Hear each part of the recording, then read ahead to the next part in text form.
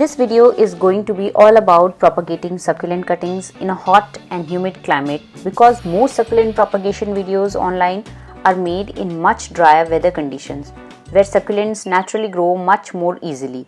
A few days ago, I brought all these succulent cuttings from my mom's house.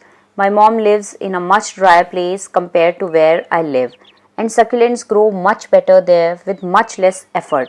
But here, especially during summers and monsoon, it gets extremely hot and humid, and succulent propagation can become really tricky because things rot very quickly if the setup is not right. Still, I really wanted to try propagating them properly this time. And over time, I have realized that not all succulents struggle equally in humid climates. I already grow a few Havathias here and they actually do excellent in humidity. I also grow plants like string of bananas, string of dolphins, Callisia repens, pink lady, Tradescantias, tangled hearts, and other succulent like trailing plants. And many of them adapt surprisingly well here with the right care. So today I am going to propagate all these different succulent cuttings, prepare a gritty soil mix for humid weather, and also share the aftercare because that is the stage where most propagations fail. Before planting, I first allowed all the cuttings to dry and callus properly for a few days. This step is very important because planting freshly cut succulents directly into wet soil can easily cause stem rot. Most of these cuttings are still healthy and hydrated. Only a few, especially the jelly bean sedum stem, became a little stretched because it was kept more in shade and was not getting direct morning sunlight. There are so many different varieties here. This fuzzy one is Kalanchoe tomentosa, also called Panda Plant. This trailing one is Burro's tail. These tiny golden trailing stems are Golden Sedum. These plum pastel ones are Moonstone succulents. These lavender ones are Graptopetalum, Francesco baldi, and this one is Jelly Bean Sedum. And these larger rosettes ones are Aeonium. I also collected some leaves separately because succulent leaf propagation is honestly one of the most satisfying things to watch. Now before planting, let's prepare the soil mix. One thing I have learned with succulents in humid climates is that soil mix matters a lot more than anything else. If the soil stays wet for too long, especially during humid weather, the roots and stems rot very quickly. So for this propagation mix, I am keeping it very gritty and airy. I am using roughly around 35 to 40% cinder, around 25 to 30% perlite, and around 20% pumice, and only around 10% soil. I am intentionally keeping the organic part very low because I want the mix to dry faster and stay airy around the roots. You can add a tiny amount of coco peat if you live in a very dry climate, but personally in humid weather I avoid using too much coco peat because it holds moisture for too long. Now for pots, I personally prefer growing succulents in clay pots because clay dries faster and gives better airflow to the roots. But right now I am short on clay pots, so I will be propagating some of these in ceramic pots and a few even in plastic pots. And succulents can still grow well in plastic pots too if your soil mix is gritty enough and your watering is controlled properly. The biggest mistake in plastic pot is overwatering. If the soil remains wet continuously, especially in humidity, that is when rot starts. So now I am going to start planting all the stem cuttings separately. For stem cuttings, I lightly insert the stem into the soil just enough to keep it stable. I do not press the soil too tightly because succulent roots also need airflow. And for leaf propagations, I am simply placing the leaves on top of the soil surface without burying them. Once roots and baby plants start forming, they naturally anchor themselves into the mix. Now comes the trickiest part of succulent propagation, that is watering.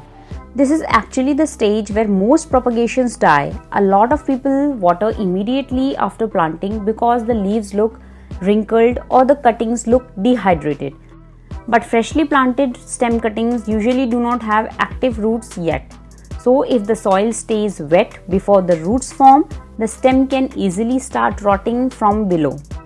That is why after planting stem cuttings, I personally prefer waiting another 1 to 2 days before giving the first light watering. Not full soaking yet, just light watering around the soil. Because at this stage, the cuttings are still transitioning from callus stage into root formation stage. A little moisture encourages roots, but heavy soaking before roots develop can suffocate the stem and cause rot.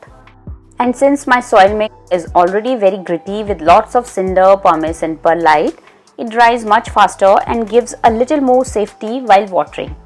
After the first light watering, I let the soil dry almost completely before watering again.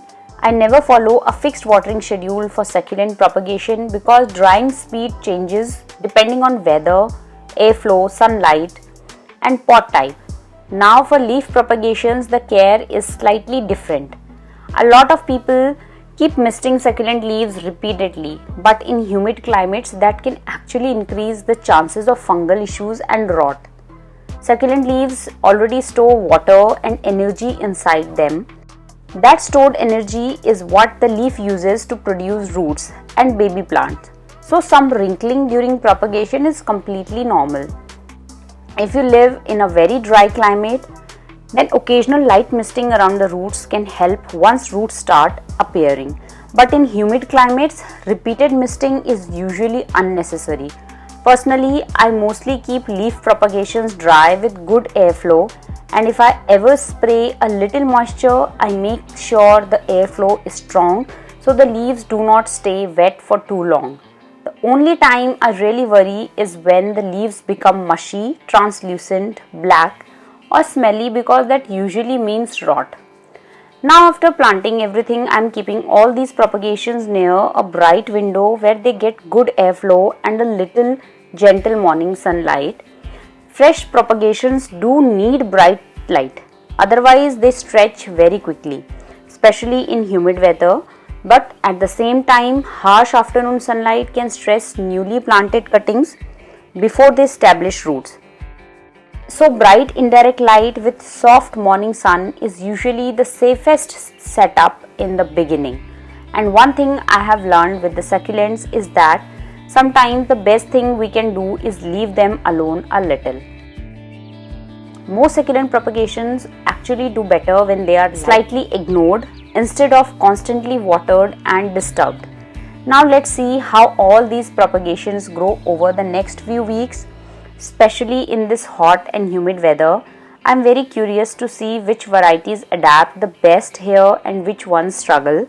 And if you are still watching till this point, then I really hope this video gave you some useful and realistic information about growing succulents in humid climates, because succulent care can look very different depending on where you live. If this video helped you even a little, then don't forget to like, share and subscribe to the channel. It really supports my videos and helps me making more plant content like this. And also, I have created a small plant emergency guide with quick solutions for common plant problems and beginner mistakes. It's very simple, affordable and made to be handy, quick reference guide for plant lovers. So if you are interested, you can check it out from the link in the description. And now let's see how these succulent propagations do over the next few weeks.